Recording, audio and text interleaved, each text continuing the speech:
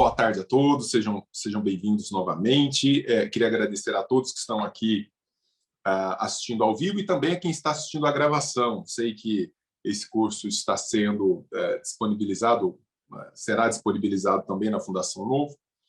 Então, um baita prazer, espero estar sendo útil de alguma maneira.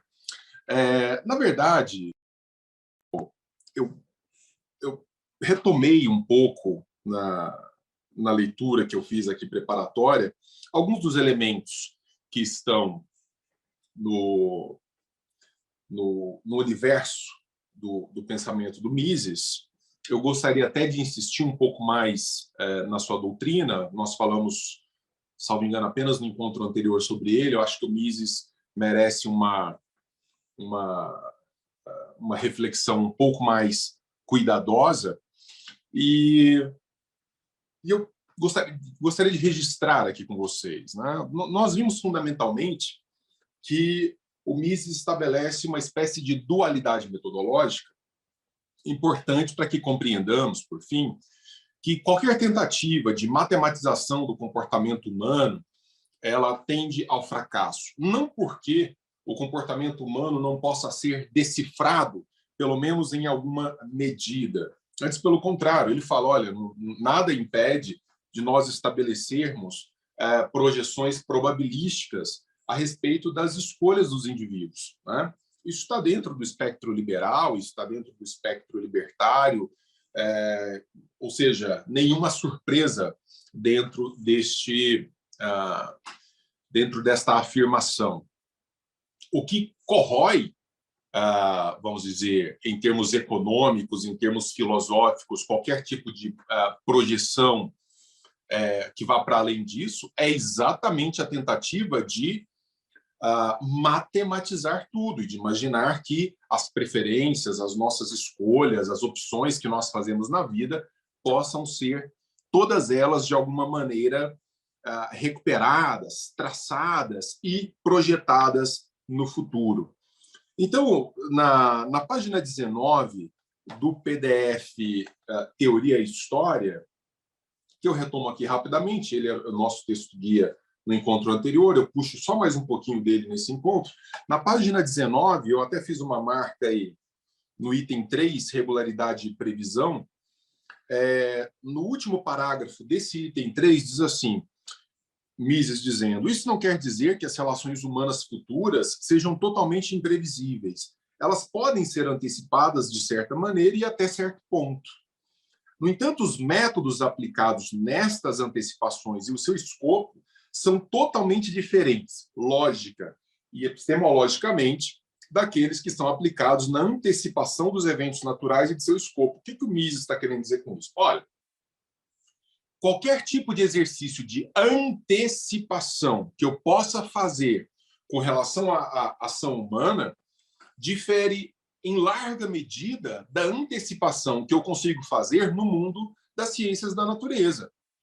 Então, eu consigo compreender o comportamento do átomo, eu consigo compreender o comportamento dos planetas, eu consigo compreender o comportamento daquilo que tem massa, daquilo que tem peso num certo ambiente gravitacional, mas essa compreensão projetada está muito distante de ser uma compreensão projetada como aquela que nós temos da ação humana. A ação humana sempre comporta um grau de incerteza, um certo grau de flexibilidade que exige, a respeito do estudo dela, uma metodologia diversa. Então, quando dizem assim, porque a escola austríaca não é ciência, porque os liberais não lidam com ciência, é uma pretensão dos economistas, em especial, de fazer da economia, e mais especificamente do homem na sua ação econômica, um ser tão previsível quanto o comportamento dos planetas, quanto o comportamento de qualquer ser submetido às forças gravitacionais em ambiente terrestre. Isso nunca vai acontecer. Por isso que o Mises, no tópico 6 da página 22, diz assim: aquilo que não existe não pode ser descoberto. Então, quer dizer, nesse instante, para nós, estamos muito distantes de qualquer possibilidade de conseguirmos conquistar uma regra geral que determine de maneira regular, segura, as nossas preferências, as nossas escolhas.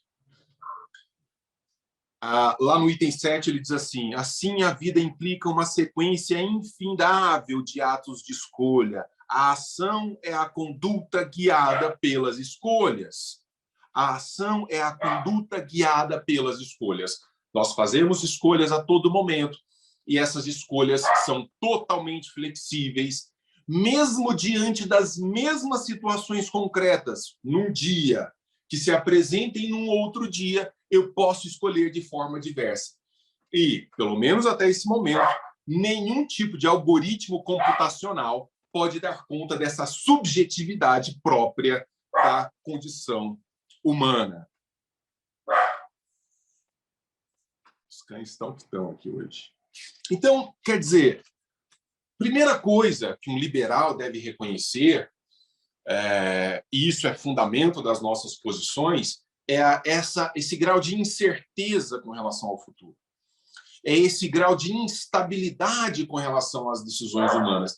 O que nos leva, naturalmente, a decretar como impossível qualquer modelo de existência que aposte na centralização de decisões e na coordenação de ações que dependam exatamente de uma previsibilidade absoluta, do que vai acontecer. Eu vou fazer uma pausa aí, viu, editor? Porque os meus cães aqui resolveram fazer graça exatamente. É sempre assim. Sempre assim.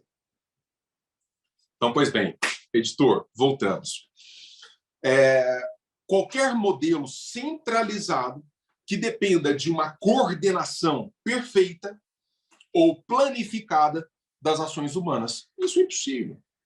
Por que Brasília nunca vai dar certo? Por que Brasília nunca vai dar certo em termos estratégicos? Porque você não consegue resolver o problema que está acontecendo lá nas pontas, especialmente num país das dimensões que o nosso tem, a partir de um escritório cheio de burocratas engravatados, enfiados em prédios no centro do país, que não entendem exatamente como as pessoas estão escolhendo, como é que elas podem decidir lá nas pontas, o que é importante num dado momento para aquelas pessoas e na semana que vem já não é mais importante para aquelas mesmas pessoas. Por isso a liberdade é tão importante. A liberdade é a resposta que nós temos a demandas concretas e a ajustes que vão se realizando em pleno voo. Qualquer tentativa de cercear esses ajustes, de estabelecer previsibilidade nesse processo, tende ao fracasso. Tende ao fracasso absoluto. E é exatamente por isso que socialismo nunca vai dar certo, coletivismo, seja ele de esquerda, de direita, qualquer exercício de intervenção, especialmente nos processos econômicos, mas não só, culturais, filosóficos, sociais de um povo, tendem invariavelmente à dissolução e, por via de consequência, vamos dizer, condenam um povo, condenam toda uma nação a esse tipo de escravidão, a esse tipo de servidão. Não por outro motivo, eu escolhi agora para vocês, desse livro aqui também do Mises, Liberdade e Propriedade, que é um opúsculo extraordinário, composto de diversos ensaios do Mises. Eu separei aí para vocês o capítulo 2 e o capítulo 3, exatamente porque fala sobre liberdade e capitalismo, do modo como que, infelizmente, boa parte de nós ainda aposta em modelos de existência que contrariam fortemente a nossa própria natureza constitutiva. Roberto Campos falava um negócio, falava assim, eu não me lembro exatamente a frase, mas ele falava algo assim: Deus não era socialista porque fez os homens profundamente desiguais para quem acredita em Deus. Deus não fez os homens, Deus não poderia ser socialista porque fez os homens profundamente desiguais. Logo, qualquer elemento cultural, qualquer elemento artificial que se sobrepõe a essa natureza, querendo equalizar os indivíduos a partir de cálculos sobre a ação humana, vão contrariar a nossa própria natureza. Então, o problema nunca foi a desigualdade. O problema nunca foi a diferença. Aliás, é a desigualdade fundamental para estabelecer prioridades dentro de uma sociedade. O problema não é desigualdade. O problema é ter gente pobre, não desigual. O problema é ter gente passando fome, é gente na miséria. E não uns com uma vida, vamos dizer, economicamente 10, 50 vezes superior em relação à do outro. Isso é uma questão de compreensão de natureza humana. Quando eu vejo gente que se autodenomina liberal falando assim, nós temos que eliminar as desigualdades, vontade que eu tenho é de entrar no privado e falar assim, tudo bem, eu respeito você defender isso, só poderia tirar aí da sua descrição de perfil liberal, por gentileza, que você está moendo conceitualmente tudo aquilo que a gente defende? Você não merece carregar esse qualificador? Você está destruindo semanticamente o que nós defendemos? É um problema de reconhecimento de natureza humana? Então, eu acho engraçado que até recentemente eu vi uma coisa assim. Eu sou liberal e tenho que deixar claro que não concordo com tais pontos do liberalismo, pontos essenciais. Eu sou cristão, mas eu não acredito em Deus, não acredito em santos, em anjos. Você não é, meu filho. Você não é. Simplesmente é tão simples quanto isso. Se nós formos jogar nesse universo de pós-verdade, fica realmente muito difícil. Liberdade de propriedade, do Mises, ensaios sobre o poder das ideias, capítulo 2, liberdade e capitalismo. Mises diz assim, o sistema de produção pré-capitalista era restritivo. Historicamente, seu fundamento eram as conquistas militares. Os reis vitoriosos haviam outorgado a terra a seus paladinos, e esses aristocratas eram senhores, no sentido literal da palavra, pois seu sustento não dependia de consumidores que comprassem ou se abstivessem de comprar produtos no mercado. O modelo pré-capitalista é esse. Você tem um rei, como é que você gera riqueza para o seu... Você invade terras, redistribui essas terras, pilhagem, né? Mas você não tem uma relação de mercado, alguém que vá atender a uma demanda mercadológica. A forma que se tinha de fazer era exatamente isso. Reis vitoriosos pilhando terrenos, produções de outros reis, outras nações e assim por diante. Por outro lado, eles próprios eram os principais consumidores das indústrias de processamento que se organizavam em termos corporativos sob a forma de um sistema de guildas. Esse esquema de organização era avesso a inovações. Era a ideia da... Socialista adora, estatista adora defender essas merdas. Era o sistema de produzir para consumir. Eu só produzo aquilo que vai ser consumido no limite do consumo, no limite que atende a uma determinada demanda. Sistemas esses não admitem inovação. Proibia-se todo e qualquer desvio em relação aos métodos tradicionais de produção. Então, eu tenho 200 pessoas nesse feudo.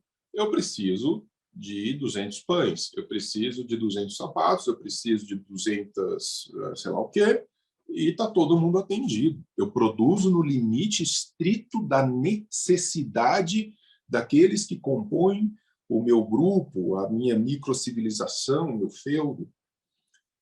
Havia empregos apenas para uma quantidade limitada de pessoas, mesmo na agricultura ou no artesanato. Sob essas condições, para usar as palavras de Malthus, muitas vezes o homem acabava descobrindo que no grande banquete da natureza não há talher posto para ele, e que a natureza o intima a sair. Mesmo assim, alguns desses pares conseguiram sobreviver, geraram filhos, e assim fizeram com que o número de destituídos crescesse irremediavelmente mais e mais. Mais pessoas no mundo, mais pessoas demandando, maior pressão sobre os meios de produção. Naturalmente. Para um modelo que responde produção para demanda limitada, que não gosta de inovação, começa a haver um sufocamento desse modelo. Mas então veio o capitalismo. Costuma-se frisar as inovações radicais que esse sistema trouxe, com a substituição dos métodos utilizados pelos artesãos em suas fábricas, mais primitivos e menos eficientes, pela fábrica mecanizada. Esta é, contudo, uma visão bastante superficial, diz Mises. O traço característico do capitalismo, aquele que o distingue dos métodos de produção pré-capitalistas, é seu novo princípio mercadológico. O capitalismo não é simplesmente a produção em massa, mas a produção em massa para satisfazer as necessidades das massas. É meio de produção em massa para atender à demanda de massa. Isso tem que ficar muito claro quando nós falamos de capitalismo.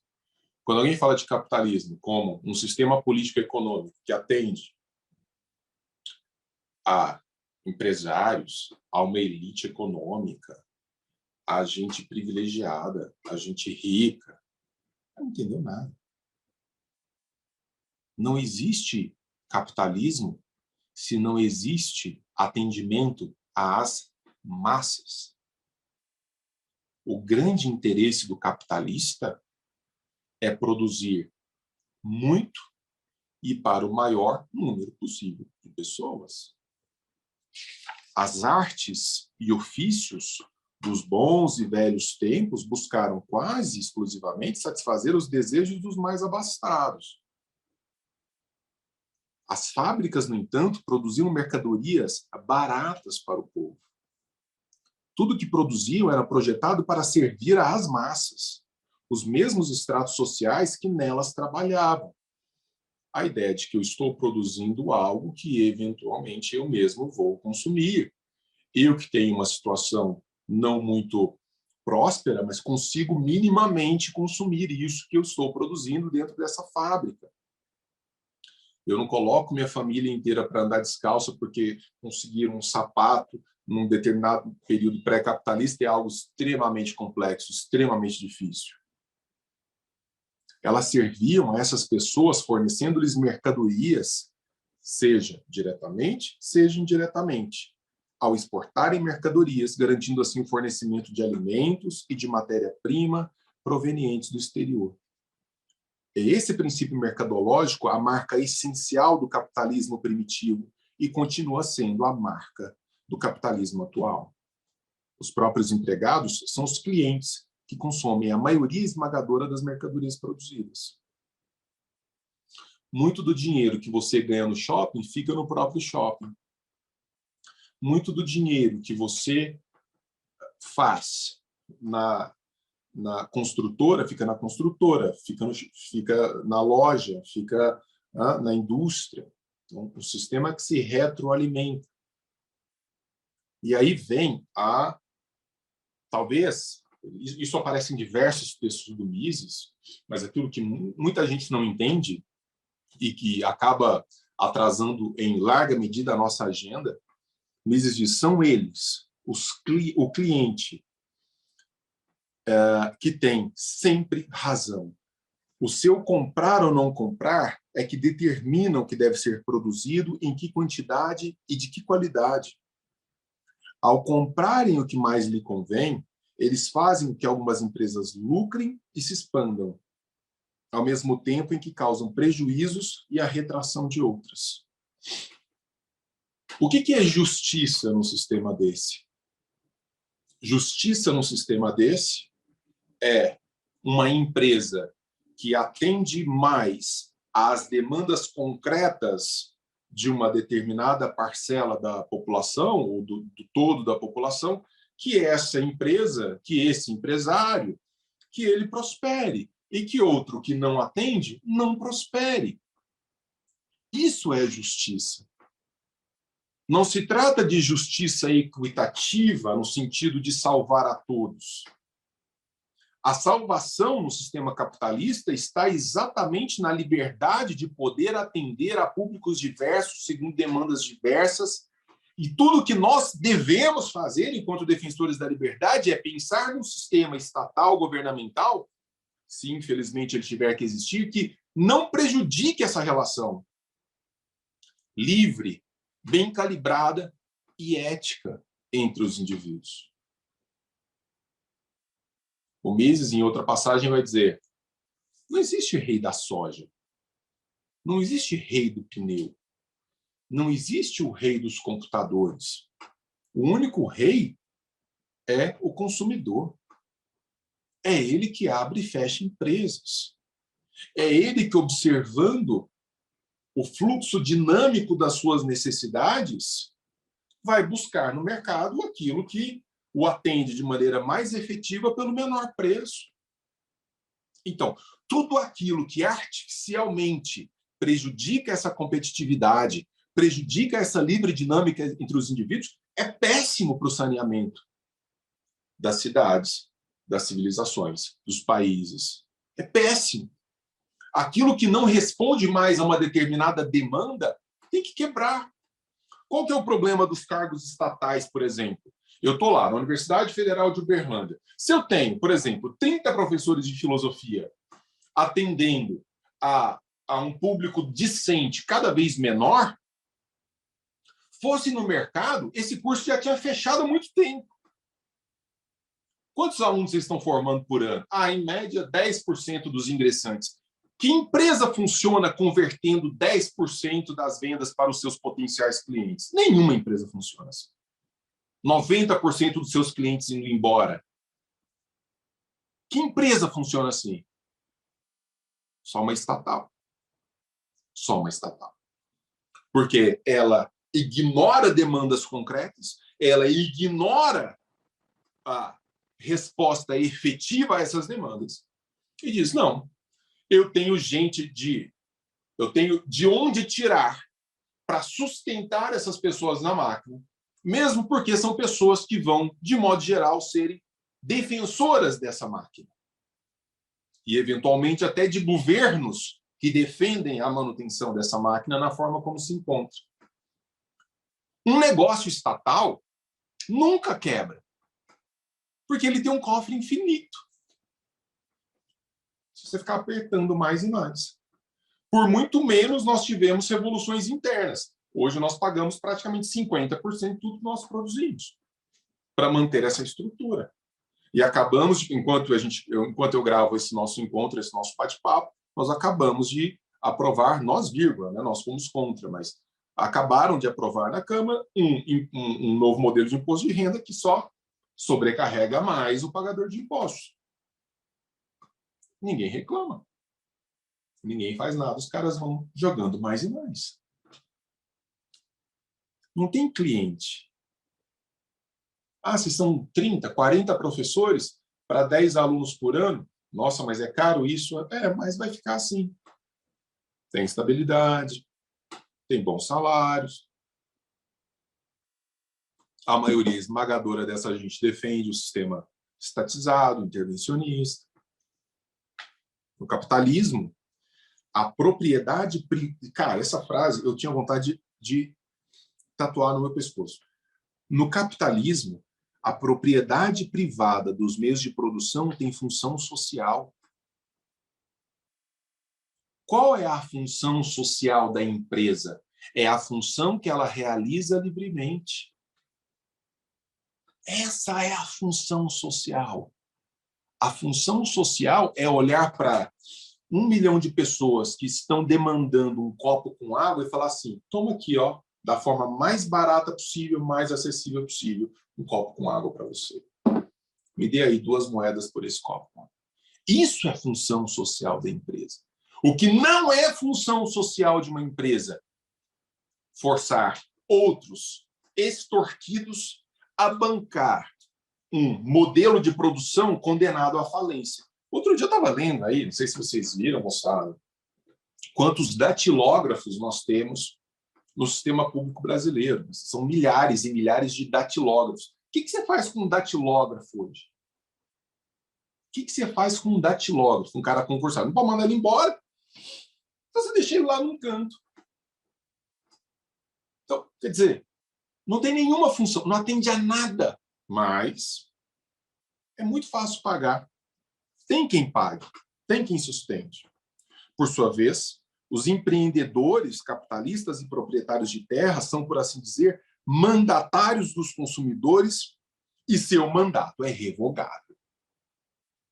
Quem trabalha no livre mercado, quem trabalha nesse universo de liberdade, tem que saber. Se você cochilar, se você não acompanhar a mudança dessas demandas, esse fluxo, lembra lá no encontro anterior? Se você não acompanha minimamente os aspectos subjetivos da ação humana, você naufraga. Eu me lembro outro dia conversando com a minha mãe. Eu nasci na Grécia, né? Eu nasci na Grécia, nasci em Atenas, um bebezinho lindo, olhos claros, e chorava em grego. E me levaram para uma cidade no interior de Minas Gerais, que chama-se Araguari, e disseram depois que eu nasci lá. Mentiram para mim, e eu carreguei essa mentira por muito tempo, até que eu descobri recentemente que eu sou grego, mas que no meu registro está Araguari. E lá nessa cidade tinha um amigo nosso, um fotógrafo, o cara era muito conhecido na cidade, fazia foto de todos os casamentos, todos os bebês, todos os enterros, tudo. O fotógrafo, era o fotógrafo da cidade, era o fodão. Aí começou a chegar a máquina digital, começou a chegar esse negócio. O cara tinha aqueles laboratórios de revelação. Quem está aqui, a maioria nem lembra o que é isso. Tinha aqueles negócio como chama? De revelação. Você ia para uma sala escura, revelar o filme. Você fazia a foto, você não sabia se tinha ficado bom. Você fazia uma foto, depois você ia mandar para revelação. Cara, gente que nasceu na década de 90, nem sabe o que é isso. Em todo caso, esse cara ficou no tempo. O cara de uma vida hiper próspera foi consumido pelo mercado, destruído pelo mercado. Nossa, coitado, né? Coitado. Não acordou. Não acordou. Assim foi embora Kodak, assim foi embora Orkut, e assim vai embora. Daqui a muito pouco tempo, se não fizerem ajustes constantes, daqui uns dias vai embora Facebook, daqui um dia vai embora Instagram, daqui um dia vai embora WhatsApp, daqui uns dias vai embora. É essa competição, essa é a beleza da inovação, essa é a beleza dos visionários, essa beleza de gente que nesse momento lá no interior de não sei onde, enfiado numa garagem, está pensando uma solução para um problema que nós não temos hoje, mas que nós teremos daqui a pouco. E quando o problema explodir no seio da nossa sociedade, esse cara vai ficar zilionário. E é isso. E ele tem que ficar mesmo. E ao ficar zilionário, porque ele atende às nossas demandas, isso vai trazer um mundo de produtividade com ele, de gente trabalhando, de novas tecnologias. Cara, como é difícil lidar com anta o dia inteiro em Brasília. Que não entende isso. Que é básico, que é elementar. Por sua vez, os empreendedores capitalistas e proprietários de terra são, por assim dizer, mandatários dos consumidores e seu mandato é revogável. Alguém agora, os cachorros pararam de latir, alguém resolveu bater em algum lugar aqui. Não tem problema, eu vou seguir. Para ser rico, não basta que o indivíduo tenha um dia poupado e acumulado capital. É preciso que ele o reinvista incessantemente e da maneira que melhor coincida com os desejos dos consumidores. Você vai abrir uma empresa? Eu gosto muito de fazer tal coisa, vou abrir uma empresa para fazer isso. Filho, você vai morrer pobre na sarjeta. Você tem que pensar assim, eu gosto muito de fazer tal coisa, existe demanda para isso? Eu vou resolver o problema de quem? Existe gente disposta a pagar por isso? O processo de mercado é um plebiscito diariamente repetido e exclui das fileiras dos que lucram aqueles que não empreguem sua propriedade de acordo com os comandos do povo. A empresa privada, essa entidade que é alvo do ódio fanático de todos os pretensos intelectuais, eu odeio pretensos intelectuais, e de todos os governos contemporâneos, só pode crescer e conservar seu tamanho porque trabalha para as massas. Só assim, porque trabalha para as massas. Só porque responde a demandas concretas, específicas, cambiantes, que mudam a todo momento. Ah, o frete do caminhão está muito baixo, vai deixar caminhoneiros desempregados. Vai. Esses caminhoneiros vão ter que se adaptar a um tempo de mudança e vão ter que modular o seu modo de prestar serviço numa outra instância de existência que resolva realmente questões dos indivíduos que se encontram naquele momento, desejosos de outras coisas. Ah, não, mas se não for assim, eu paro tudo. Cara, passa por cima, vai fazer o quê? O que você vai fazer com o cara? Ah, não, porque então nós não vamos mais trabalhar. Não, mas é exatamente isso que nós queremos. Nós queremos menos caminhoneiros se vocês pensam que, para funcionar, para continuar trabalhando, nós temos que subsidiar frete artificialmente. Ou seja, nós temos que criar artificialmente um sistema de valor que não responde à temperatura da oferta e da demanda naquele momento. De novo, pretensos liberais falando, não, olha, os preços estão muito altos, tem que tabelar. Pô, não aprende. Não aprende nunca. Com o tabelamento, você tira o único métron, a única medida disponível para avaliar a escassez de um determinado produto no mercado. Sobe muito a carne. Sim, você vai diminuir o consumo de carne, porque subiu muito o preço, outros vão começar a comer ovos, etc, etc. Em determinado momento, alguém vai falar assim, ué, ninguém está mais comendo carne, a gente vai ter que baixar o preço da carne para alguém comer carne. Vai baixar. Então, eu me lembro que, eu não sei se foi o Hans Hoppe, tem um texto sobre isso, o modelo socialista, desculpa, o modelo soviético, especialmente a Alemanha Oriental, dependia do mercado negro para saber mais ou menos quanto as coisas estavam valendo. Como você estatizou tudo, você tabelou, quando você não doava ração, você tabelava certos valores, então você perdeu o parâmetro de escassez. Então nunca sabia se, sei lá, um determinado grão estava a 5, a 10, a 15, não sabia. Então tinha que recorrer ao mercado negro, ao mercado clandestino, para saber se estão vendendo a quanto esse grão aí. Para saber mais ou menos se tem algum parâmetro. Para saber mais ou menos qual que é a temperatura da escassez daquele produto no mercado. É por isso que sistemas que funcionam com o reconhecimento saudável do lucro têm sempre prateleiras cheias. Sempre prateleiras cheias. Você chega no supermercado... tem uma cena maravilhosa. Acho que vocês já viram isso. Quem não viu, vale a pena. Tem uma foto, salvo engano, se eu não estou sendo traído pela minha memória, do Mikhail Gorbachev num supermercado americano. Acho que ele fez uma visita aos Estados Unidos. Quem era? Alguém me ajuda? Acho que era o Reagan. Acho que era o Ronald Reagan. Acho que era ele, sim. E o Gorbachev, lá pelas tantas, toda aquela pompa, chefes de Estado, não sei o quê, pediu para você, queria entrar no supermercado norte-americano. A comitiva para e tem a foto dele assim, olhando para aquilo. Olhando para aquilo, simplesmente extasiado. Simplesmente extasiado diante de toda aquela oferta de produtos, coisas maravilhosas. Você entra no supermercado americano, você entra no supermercado europeu, até em relação aos nossos supermercados brasileiros, é um negócio brutal. Porque o cara sabe que, atendendo a uma demanda, ele tem um lucro e aquilo faz sentido para ele. Agora, Se está tudo estatizado, você vai tirar de mim o estímulo do lucro, eu vou produzir o quê para quem? Fica aí com essa raçãozinha. Quer dizer, até eu estou dando exemplos aqui, me veio agora, outro dia eu estava conversando com uma amiga cubana, a Zoe, que mora aqui no Brasil, e a gente estava falando sobre isso.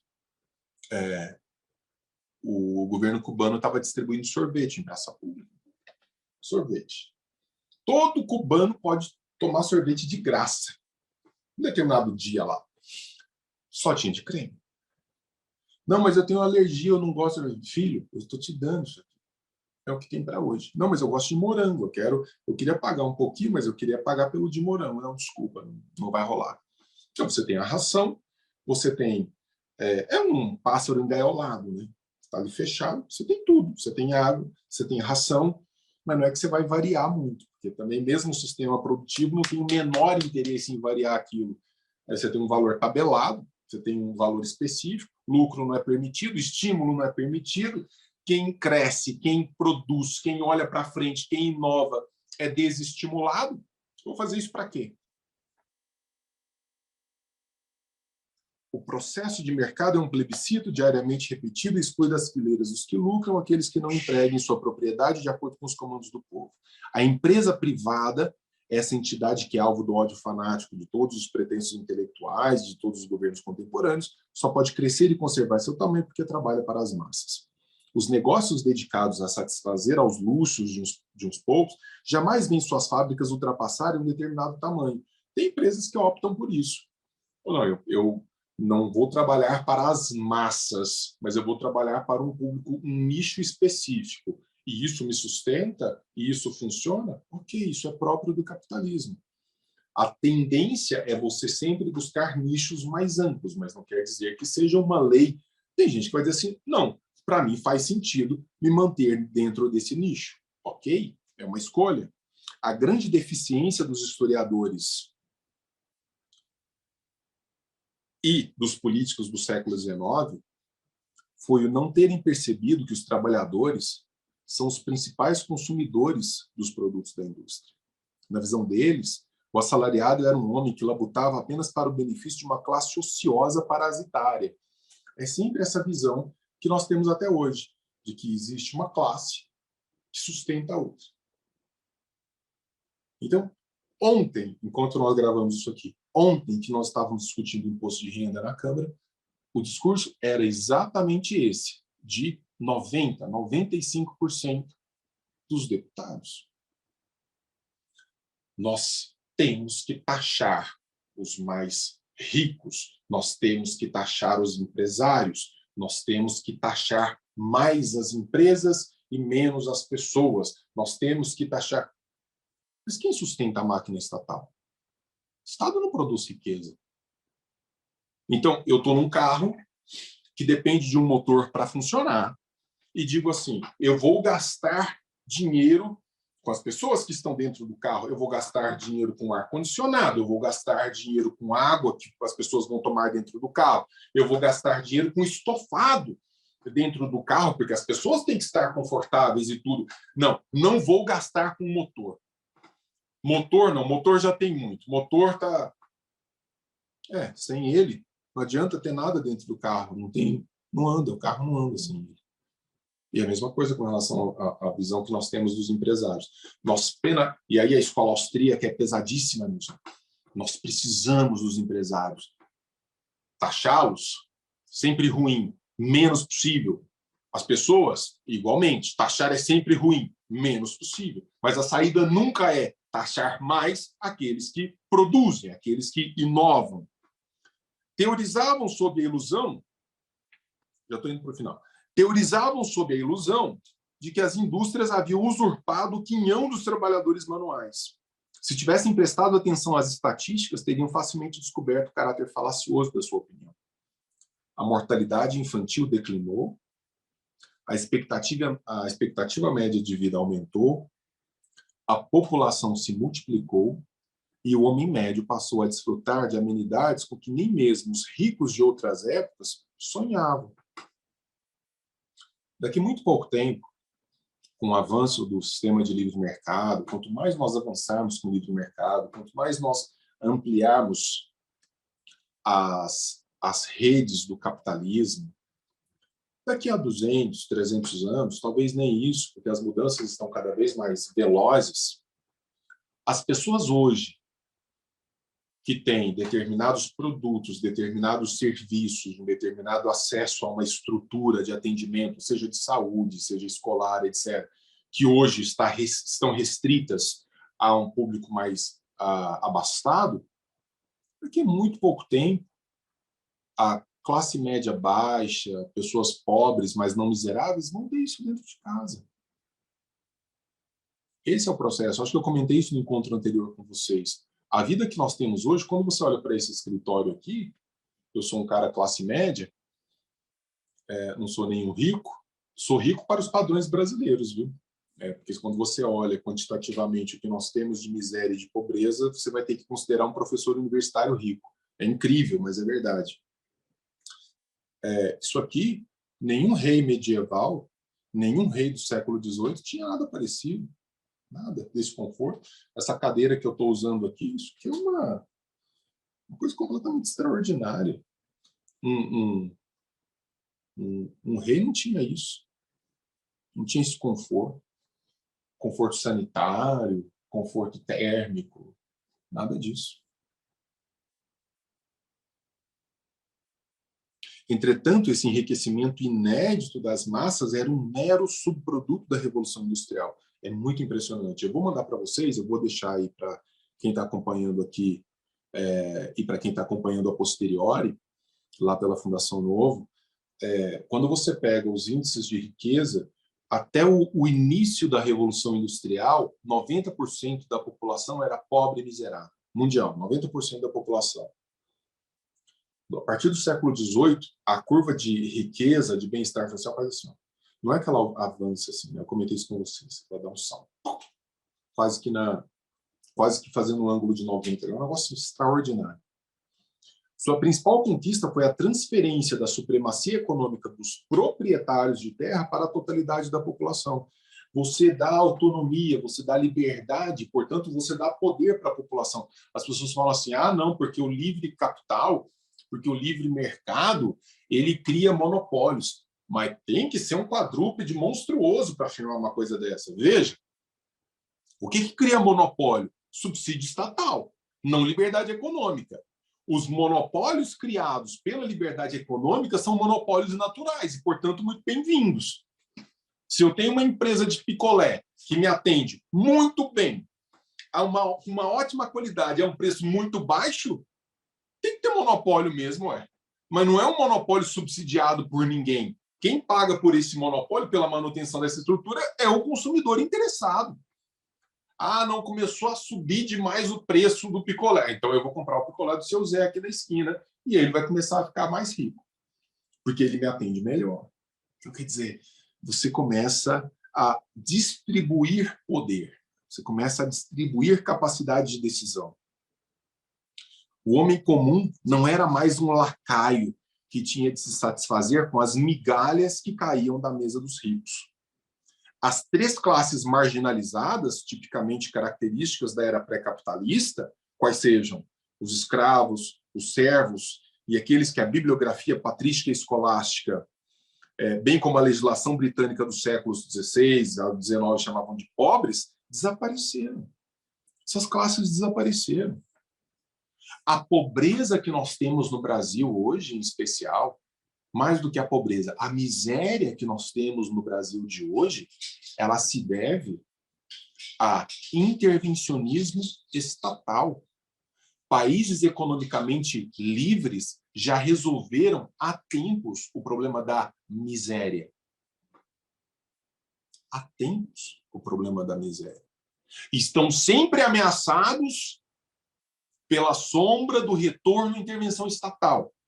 Porque quanto mais rico fica um país, mais gente tem para dizer assim, nós temos que distribuir a força, nós temos que coagir os meios de produção para colaborar mais com não sei o quê. A ameaça sempre existe, mas em diversas nações o problema da miséria foi resolvido.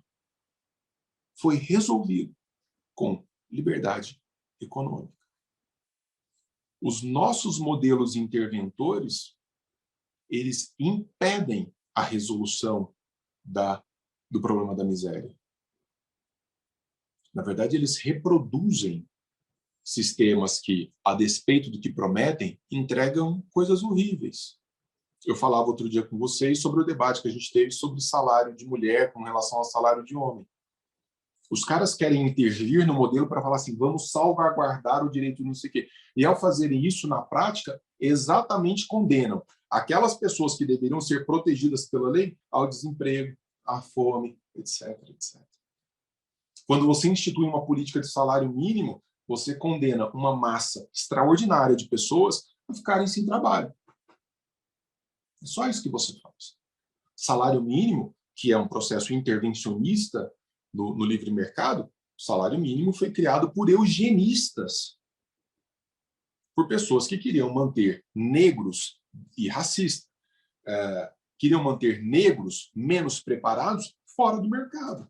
Qual que é a melhor maneira de manter gente menos preparada, que tem menos condições de sobrevivência fora do mercado? Instituir um salário mínimo, Eu tenho aqui uma empresa. Eu olho e falo assim, se eu tiver que contratar aquele cara ali, mas ele é semi-alfabetizado, é analfabeto, de pai e mãe, não consegue fazer mais do que um trabalho braçal grotesco, eu até poderia contratá-lo, mas teria que ser por R$200. Mas aí eu olho a lei e falo assim, você está proibido de contratar uma pessoa por R$200. Cara, sinto muito. Você vai ficar aí passando fome. Com R$200, de repente, você poderia começar a comer, você poderia aprender uma profissão, você poderia se sentir estimulado a crescer. Foi exatamente o que aconteceu com países que até 40, 50 anos atrás estavam condenados a uma pobreza absoluta. Eram vielas, eram aldeias, era gente pastando junto com um boi, e de repente alguém acorda e fala assim, aposto em educação e livre mercado. Pum! Potência econômica em 40, 50 anos. Não é que a gente tem que inventar nada, a solução está por aí. Ah, meu Deus, como é difícil ter que insistir no óbvio. O consumidor é o soberano e ele é o verdadeiro chefe. O fabricante está liquidado se não superar os concorrentes e servir melhor aos consumidores. Essa grande transformação econômica foi o que mudou a face do mundo. Em consequência dela, o poder político passou rapidamente das mãos de uma minoria privilegiada para as mãos do povo. Ao sufrágio industrial seguiu-se o sufrágio universal.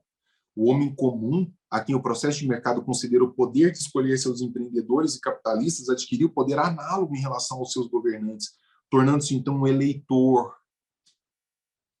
Se o eleitor entende minimamente o poder que tem em mãos, a capacidade que tem em mãos, nós mudamos esse país.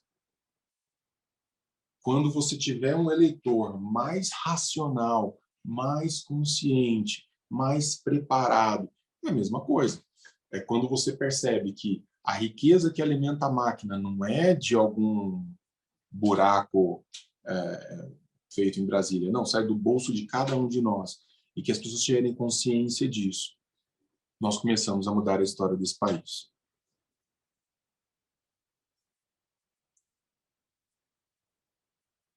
Muitos eminentes economistas, que o primeiro deles foi Fetter, já observaram que o mercado é uma democracia na qual cada centavo dá direito a um voto. Cada centavo dá direito a um voto. Tem uma equipe maravilhosa aqui lá na liderança, né, nos gabinetes, e a gente, na hora do almoço, a gente vai comer ali nos carrinhos de lanches e restaurantes que tem ali fora da Câmara. Devem ter ali o quê? Uns 20, 30, sei lá. A gente escolhe livremente aquele que nos atende mais. Não, hoje eu não quero gastar R$50, eu quero gastar R$10. Tem um lugar onde eu posso ir gastar R$10 para comer uma coisa que me agrade. Não, eu quero gastar hoje 50 para comer um pouco melhor, ou pelo menos para comer um negócio diferente. Você joga com essa liberdade. Eu coloco 1 centavo, né? Eu coloco o meu voto na prosperidade daquele negócio. Agora, quando eu sou obrigado a colocar o meu voto na prosperidade de um negócio que não faz nada para me atender, você tem a história do Estado, especialmente do Estado brasileiro. Não sei se eu cheguei a comentar com vocês. Eu, como professor universitário, quando lançaram o projeto Reúne, o governo mandou dinheiro para as universidades e falou assim, façam o que vocês bem entenderem. Os caras começaram a contratar a gente. Aí começaram a abrir curso. Mas por que você está abrindo esse curso? Não tem demanda para isso? Não tem problema, vai ter mais professor, a gente vai ter estrutura. Aí você contrata um secretário, você contrata 10 técnicos, e aí você monta um prédio, e você... Agora está tudo lá. As universidades estão esvaziadas. 50% das vagas das universidades federais no Brasil são ociosas. São ociosas. Mas os professores estão lá, estão contratados. A estrutura está lá, os prédios estão construídos. Você é obrigado a colocar o seu voto lá, seu centavo lá, sem estar de acordo com isso. Seria mais correto dizer, e esse é o último parágrafo, tá? Por hoje. Seria mais correto dizer que esse sistema no qual o povo governa por meio de representantes é uma tentativa de organizar os assuntos constitucionais segundo o modelo mercadológico. Esse projeto, no entanto, nunca chega a se concretizar plenamente. Nós aqui sabemos bem disso.